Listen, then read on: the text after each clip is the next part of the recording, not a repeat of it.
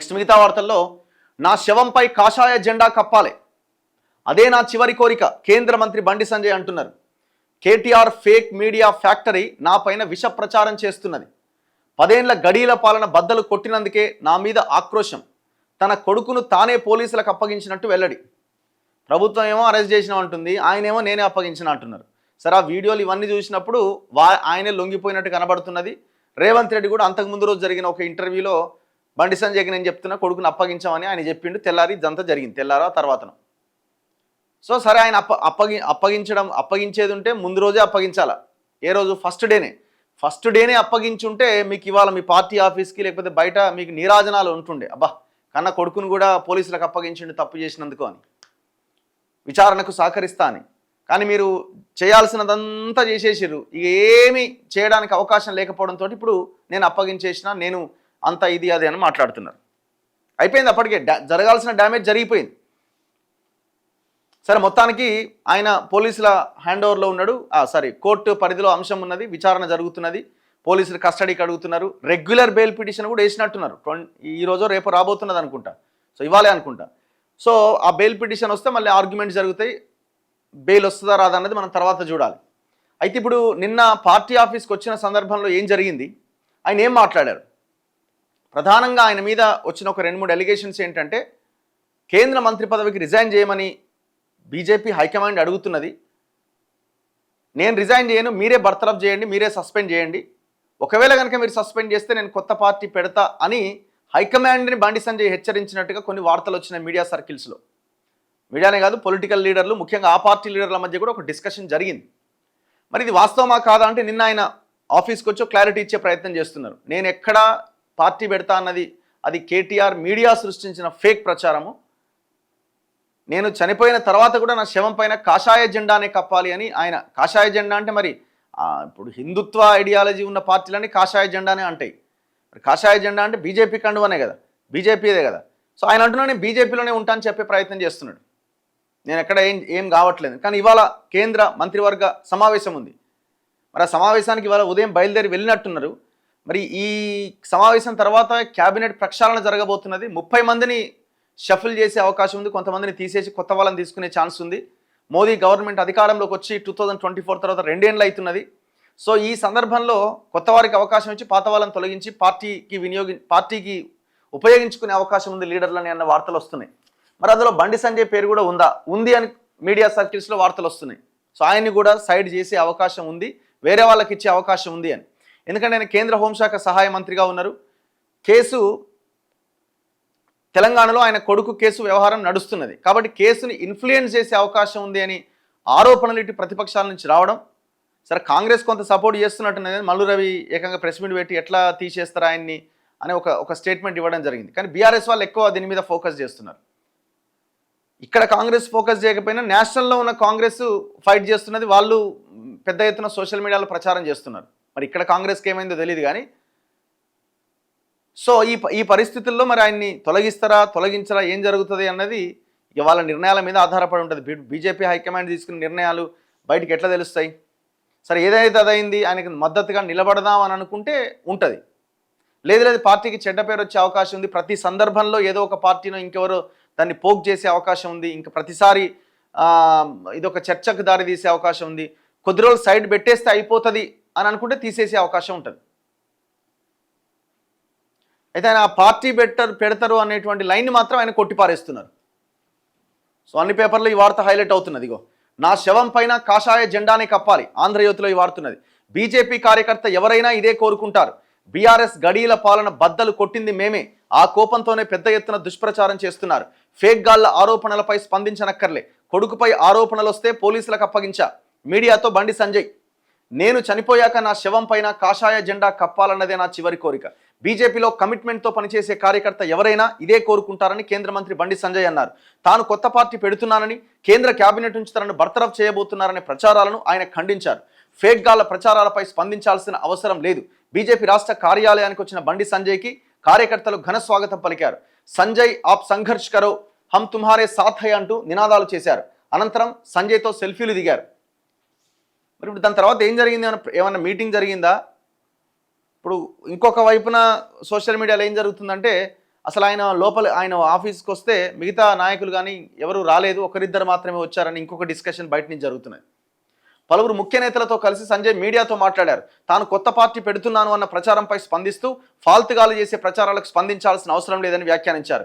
Cabinet నుంచి తనను తొలగించబోతున్నారనే వార్తలపై వ్యంగ్యంగా స్పందిస్తూ బీఆర్ఎస్ ఎంపీల మద్దతుతోనే కేంద్ర ప్రభుత్వం నడుస్తుందేమో, అందుకే కేసీఆర్ కేటీఆర్ నన్ను బర్తరఫ్ చేయాలని నిర్ణయించి ఉంటారు అని ఎద్దేవా చేశారు. బీఆర్ఎస్ ఎంపీల మద్దతుతోనే కేంద్రం నడుస్తుందేమో అంటే ఆయన వెటకారంగా అంటున్నట్టు, ఎందుకంటే బీఆర్ఎస్కి జీరో ఉన్నది కదా, బీఆర్ఎస్కి జీరో ఉన్నది కదా. 10 ఏళ్ల బీఆర్ఎస్ గడీల పాలన బద్దలు కొట్టామన్న కోపంతోనే ఇలాంటి దుష్ప్రచారాలు చేస్తున్నారు అని ఆరోపించారు. భగీరథ్ కేసు కోర్టు పరిధిలో ఉంది. పోలీసులు విచారణ కోరితే నేనే నా కొడుకును అప్పగించా. నేను ప్రజల మధ్య ఉన్నా, కానీ సోషల్ మీడియాలో నా పైన విష ప్రచారం చేస్తున్నారు. ఎన్ని తప్పుడు కథనాలు ప్రచారం చేసినా ప్రజలు బీజేపీతోనే ఉంటారు అని స్పష్టం చేశారు. సో మరి ఇది మరి ఏడుదాకా వస్తుంది ఏందన్న చూడాలి. ఆయన నిన్న మాట్లాడింది మీరు వినే ఉంటారు.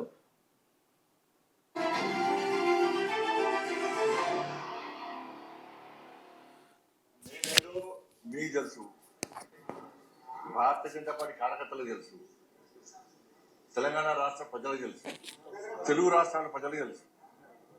కొత్త పార్టీ పెట్టాలనేటువంటి ఫాల్తు ఆలోచన రావడం అటువంటి ఫాల్తు రాజకీయ నాయకుడికి కాదు.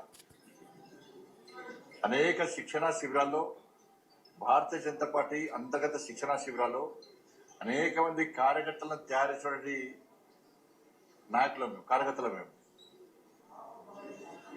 ఇలా భారతీయ జనతా పార్టీ కమిట్మెంట్ తో పనిచేసే ప్రతి కార్యకర్త కోరుకున్నది ఒకటే ఒక చివరి కోరిక. ఉరి శిక్ష వేసే ముందు కోరికలు అడతారట, చివరి కోరిక ఏం అడతారట, వాళ్ళు ఏం చెప్తారు.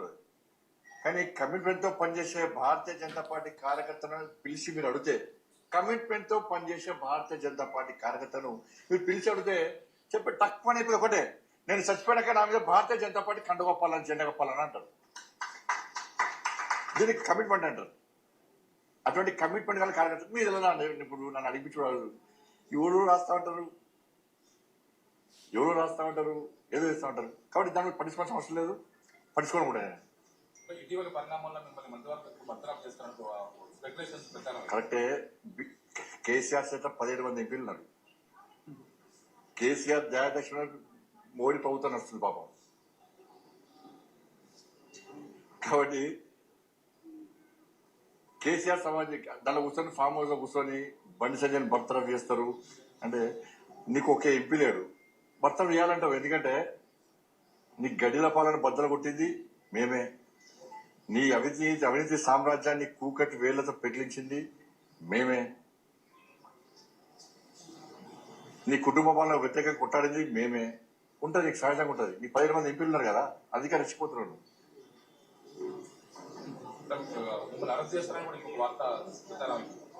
ఇప్పుడు అన్న ఈ కోర్టులో కేసు నడుస్తున్నది, కోర్టు పరిధిలో ఉన్నది. ఇప్పుడు ఒక్కరు గుర్తుంచుకోండి,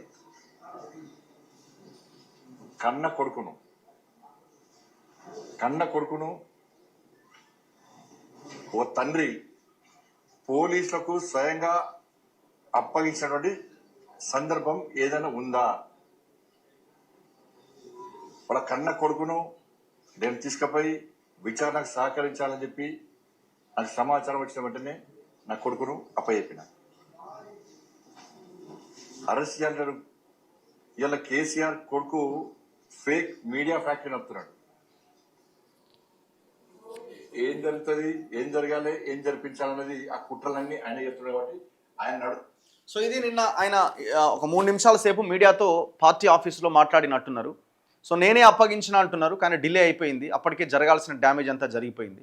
ఫస్ట్ డే అప్పగించుంటే సినిమా వేరేలా ఉండేది, సిచ్యువేషన్ వేరేలా ఉండేది, మీకు చాలా పాజిటివిటీ వచ్చేది. కానీ అన్ని దారులు మూసుకుపోయిన తర్వాత మీరు అప్పగించినట్టుగా కనబడుతున్నది. సరే, ప్రభుత్వం అరెస్ట్ చేసినామని చెప్పడం కూడా అంతే తప్పు అనుకోండి. ఎందుకంటే అరెస్ట్ ఏం కాలేదు, వాళ్ళు తీసుకొచ్చి ఇస్తే వీళ్ళు తీసుకుపోయారు, మెజిస్ట్రేట్ ముందుకు తీసుకుపోయినారు. కానీ అది డిలే అయిపోయింది. ఆన్ ఫస్ట్ డే చేసింటే వేరేలా ఉండేది. కానీ అన్ని దారులు మూసుకుపోయిన తర్వాత మరి మీరు ఎవరు ట్రాప్లో పడ్డారో ఏమో తెలియదు. కానీ మేము ఫస్ట్ డే నుంచి చెప్తున్నాం, వదిలేయండి, ఇంకా మీరు అనవసరంగా వీళ్ళ ట్రాప్లో పడకండి, అనవసరంగా ఆగమైపోతున్నారు అని. కానీ మీరు వినలే. సరే, ఇప్పుడు ఈ కొత్త పార్టీకి సంబంధించిన అంశంలో పార్టీ పెట్టినా తప్పే ఉంది. ఎవరైనా పెట్టవచ్చు పార్టీ, ప్రతి ఒక్కరికి రైట్ ఉన్నది. మీరు పార్టీని పెట్టి లీడ్ చేయగలిగే శక్తి కూడా మీ దగ్గర ఉన్నది. శక్తి కూడా మీ దగ్గర ఉన్నది. ఇప్పుడు పార్టీ ఎందుకు పెడతారు అన్నది కాదు ఇక్కడ, పార్టీ ఎందుకు పెడతారు అన్నది కాదు, కానీ అసలు ఒకవేళ పార్టీ ఆలోచన చేసింది అనుకోండి ఎట్లుంటుంది? పార్టీ పెట్టే ఆలోచన చేస్తే ఇక అన్ని పార్టీలు మూకుమ్మడి అటాక్ చేస్తాయి. ఇప్పుడు ఈ కేసును ఉపయోగించుకొని కూడా మీ మీద ఇంకా ఎక్కువ అటాక్ జరిగే అవకాశం ఉంది. సో ఇవన్నీ ఈక్వేషన్స్ నేపథ్యంలో మరి ఆయన పార్టీ పెడతారా అంటే మరి అది భవిష్యత్ నిర్ణయించాలి, భవిష్యత్తే కాలమే సమాధానం చెప్పాలి దానికి. మరి అసలు ఇవన్నీ ఎప్పుడు జరుగుతాయి? ఒకవేళ ఆయన కేంద్ర మంత్రి పదవి నుంచి బర్తరఫ్ చేస్తే జరిగే అవకాశం ఉంది అన్నది కదా వార్త. మరి బర్తరఫ్ చేస్తారా? ఇవాళ కేంద్ర కేబినెట్ సమావేశంలో ఆయన అంటే కేబినెట్ సమావేశంలో సహాయ మంత్రికి ఆయన పాల్గొనే అవకాశం ఉండదేమో, కానీ వీళ్ళు వెళ్తున్నారు, ఢిల్లీకి అయితే వెళ్తున్నారు, మార్నింగ్ ఫ్లైట్కి వెళ్ళిరని అయితే వార్తలు వస్తున్నాయి. మరి ఢిల్లీకి ఎందుకు వెళ్తున్నారు, దేనికోసం వెళ్తున్నారు, ఏమైనా హైకమాండ్ నాయకులను ఏమైనా పిలిపించి మాట్లాడే అవకాశం ఉందా? ఇవన్నీ స్పెక్యులేషన్స్. ఆయన బర్తరఫ్ చేస్తారు, ఇంకోటి అన్నది అన్ని ఊహాగానాలు, రకరకాలుగా వచ్చినటువంటి వార్తలే. అల్టిమేట్గా మనకి వాళ్ళు నిర్ణయం తీసుకున్నప్పుడు మాత్రమే ఈ విషయం బయటకు వస్తుంది. డిమాండ్ అయితే గట్టిగా వినపడుతున్నది, ఆయన్ని తొలగించాలి, తొలగిస్తేనే కేసు విచారణ ముందుకు సాగే అవకాశం ఉంటుంది అని.